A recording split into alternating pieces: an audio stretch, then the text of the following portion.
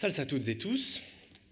Pour commencer, je souhaiterais adresser un mot à nos camarades qui assistent pour la première fois à notre Assemblée Générale de Printemps. Tout d'abord, merci. Merci d'être ici dans cet hôtel d'Iéna ou de nous suivre à distance. Merci de prendre ce temps pour vous intéresser à notre communauté, pour en faire partie, pour en devenir des acteurs en participant aux différents votes qui sont ouverts. Comme c'est votre première fois ici, je me présente. Donc je suis Clément Poissonnet, dit Tula 250 BO 218, et je suis secrétaire de notre société. Vous voyez à l'ordre du jour un rapport moral 2024, et peut-être vous demandez-vous ce dont il s'agit. Alors, l'Assemblée Générale de Printemps, comme elle est notre première assemblée de l'année, est l'occasion de lancer 2025 en jetant un dernier regard aux mois écoulés. Alors, dans quelques minutes, notre trésorier Jean-Rodolphe Guis portera ce même regard sur tous les aspects financiers de notre année. Vous suivrez cela avec le rapport de gestion et l'arrêté des comptes. De notre côté, nous allons nous concentrer sur les aspects moraux, donc sur les actions effectuées par notre association qui ont démontré au mieux ses valeurs et ses engagements. Pour nos camarades qui, quant à eux, étaient déjà présents en avril 2024, lorsque, dans cette même salle La Rochefoucauld, et avec les cheveux un peu plus courts, je vous partageais le rapport moral de l'année 2023, peut-être vous rappellerez-vous que nous avions parcouru ensemble un cheminement en 3 parties.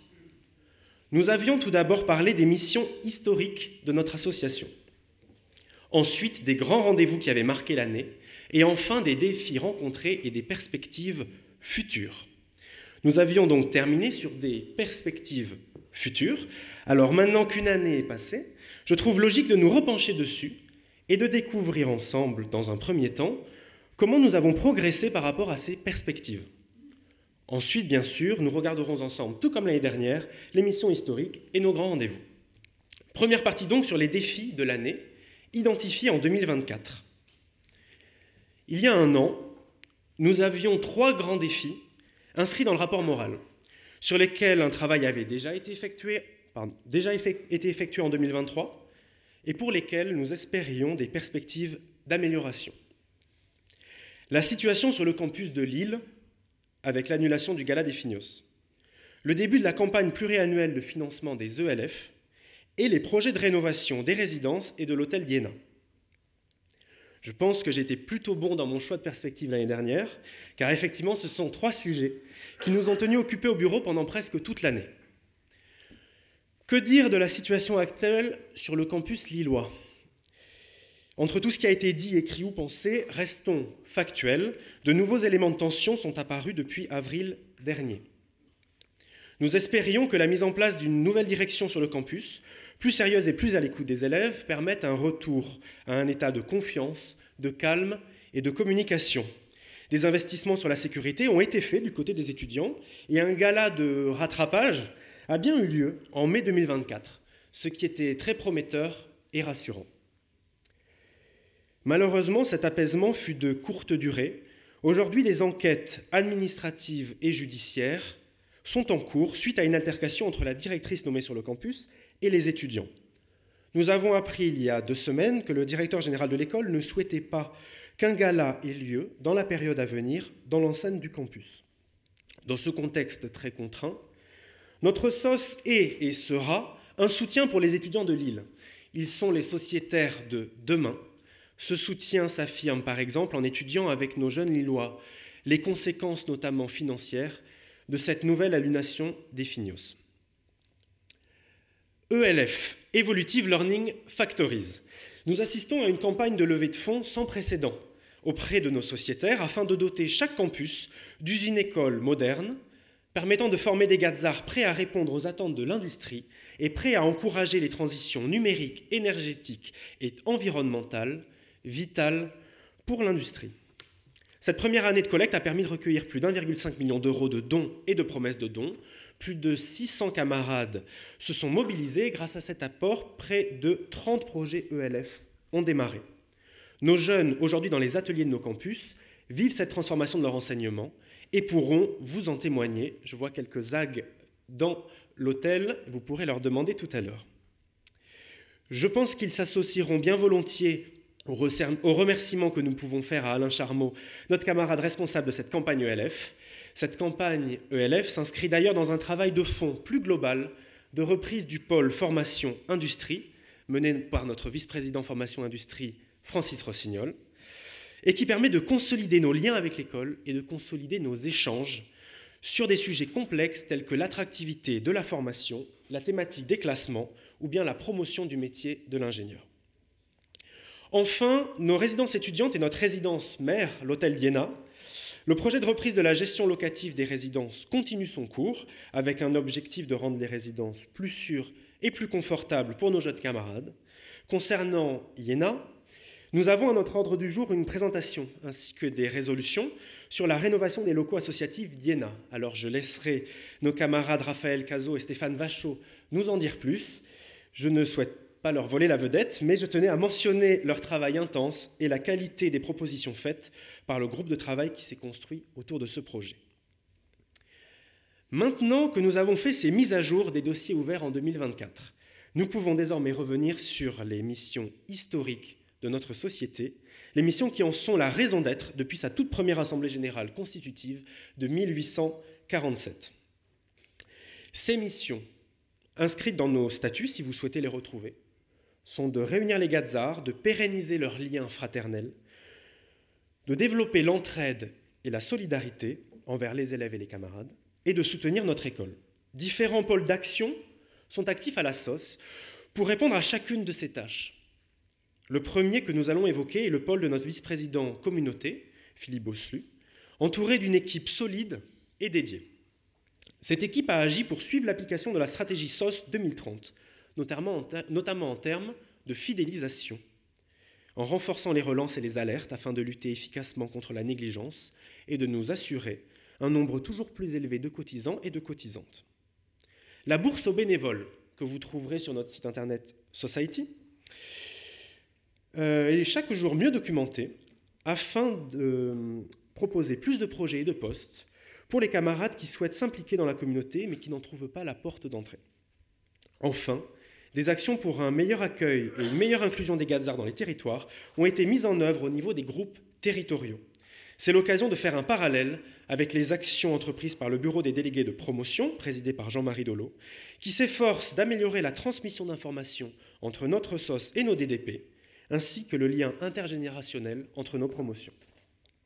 Ce lien fort qui nous unit se concrétise par exemple par les actions de l'entraide, avec un total de prêts, d'allocations et de dons de plus de 250 000 € envers les archis et les élèves qui le nécessitent, mais aussi par l'accompagnement professionnel incarné par le CLENAM, le REXAM et le pôle carrière.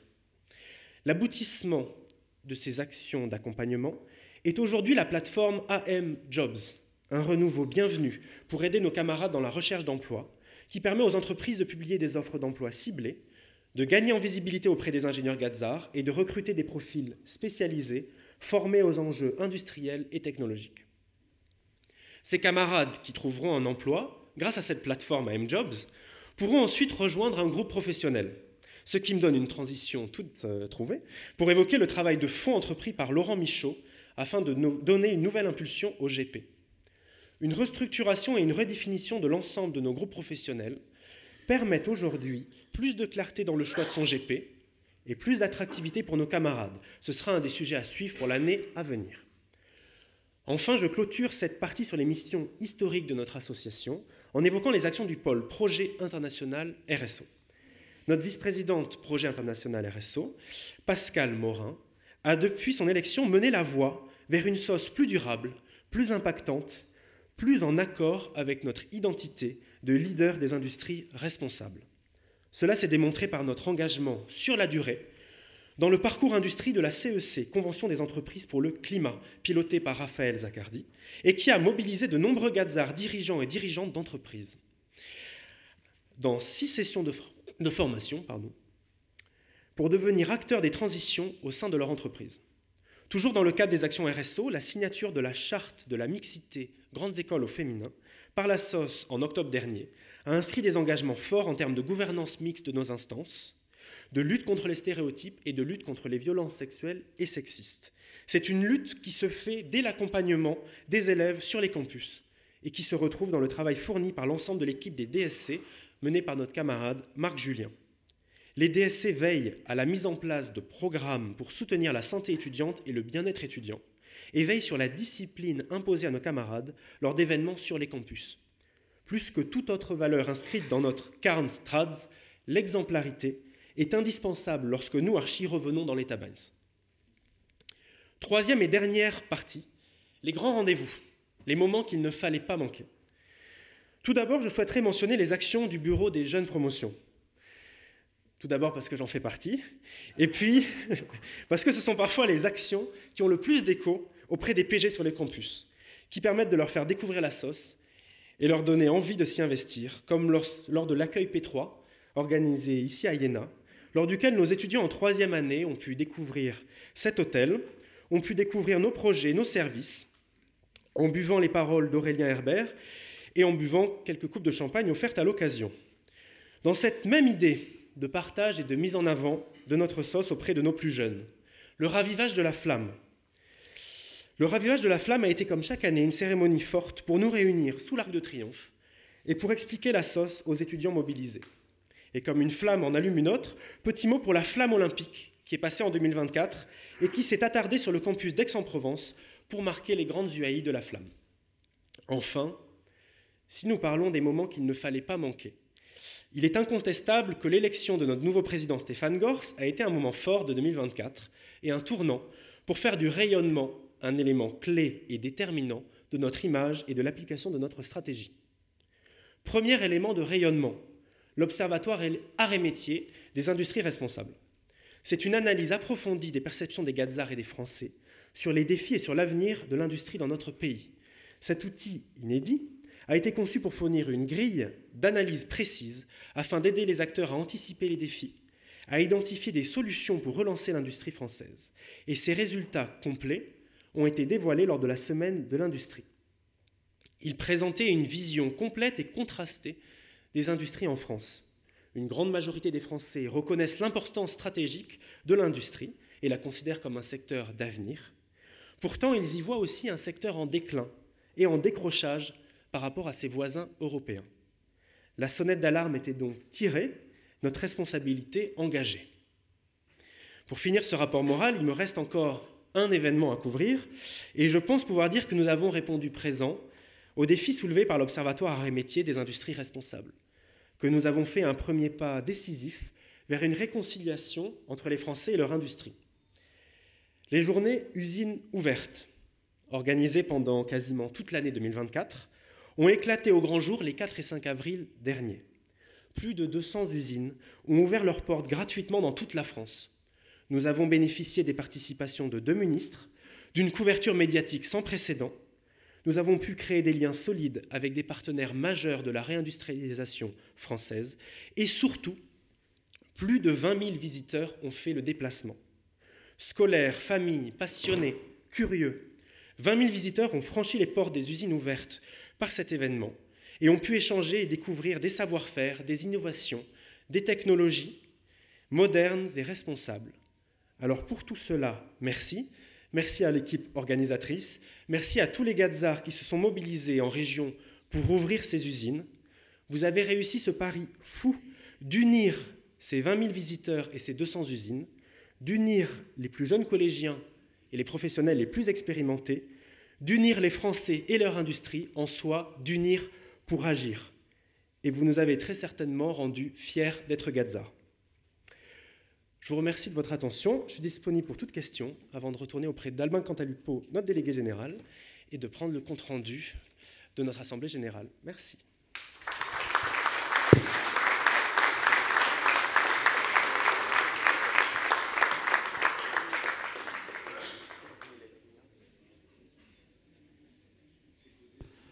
Est-ce qu'il y a des questions où notre camarade a été parfait?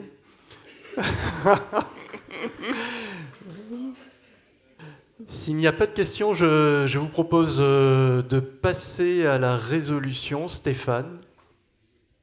Merci beaucoup. Donc, résolution numéro 2.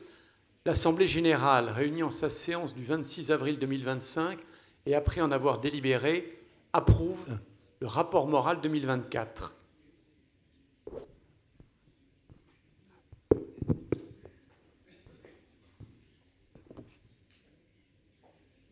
Donc voilà, comme vous avez juste à cliquer sur un bouton, je pense que c'est suffisant.